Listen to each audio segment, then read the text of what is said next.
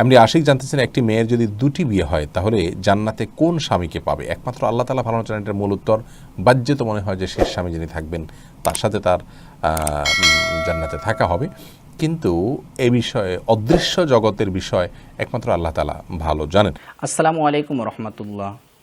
জুয়েল নামক আইডি থেকে ভাই প্রশ্ন করেছেন যে এক নারীর স্বামী মারা যাওয়ার পর সে আরেক জন পুরুষের সাথে বিয়ে করলো।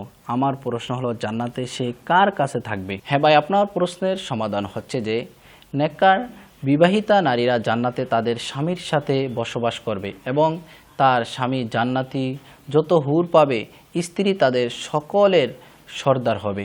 আল্লাহ তাআলা ওই স্ত্রীকে তাদের সবার মধ্যে সবচেয়ে সুন্দর করে তুলবেন এবং তারা একে অপরকে ভালোবাসবে। আর যদি এই পৃথিবীতে একজন নারীর একাধিক স্বামী থাকে, অর্থাৎ একজন নারী তার স্বামীর মৃত্যুর পর দ্বিতীয়বার বিয়ে করে, অর্থাৎ তার দুই বা একাধিক বিয়ে হয়, তাহলে সে কোন স্বামীর সাথে বেহেশতে থাকবে এই সম্পর্কে বিভিন্ন বক্তব্য আছে। এক নম্বর বক্তব্য হলো, ওই মহিলাকে অপশন দেওয়া হবে, সে যাকে পছন্দ করে তার সাথে যাওয়ার অনুমতি দেওয়া হবে। দুই নম্বর, সেই মহিলা তার শেষ স্বামীর সাথে বসবাস করবে। হযরত আবু দারদা রাদিয়াল্লাহু তাআলা আনহু থেকে বর্ণিত যে তিনি বলেছেন, স্ত্রী তার শেষ স্বামী পাবে।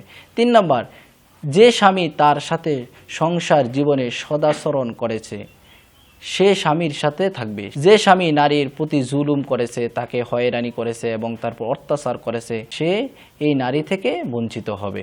হযরত উম্মে সালমা রাদিয়াল্লাহু তাআলা থেকে বর্ণিত আছে যে রাসূলুল্লাহ সাল্লাল্লাহু আলাইহি সাল্লামকে জিজ্ঞাসা করা হলো, যদি কোনো স্ত্রীর দুই বা অনেক স্বামী থাকে তাহলে জান্নাতে কোন স্বামীর সাথে থাকবে? তখন রাসূলুল্লাহ সাল্লাল্লাহু আলাইহি সাল্লাম বলেছেন, যে স্বামী তাকে বেশি ভালোবাসছে, তার সাথে সদাচরণ করছে, এই স্ত্রী সেই স্বামীর সাথে থাকবে।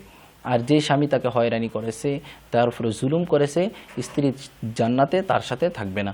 আল্লাহ পাক রব্বুল আলামিন আমাদেরকে সঠিকভাবে বোঝার তৌফিক দান করুন।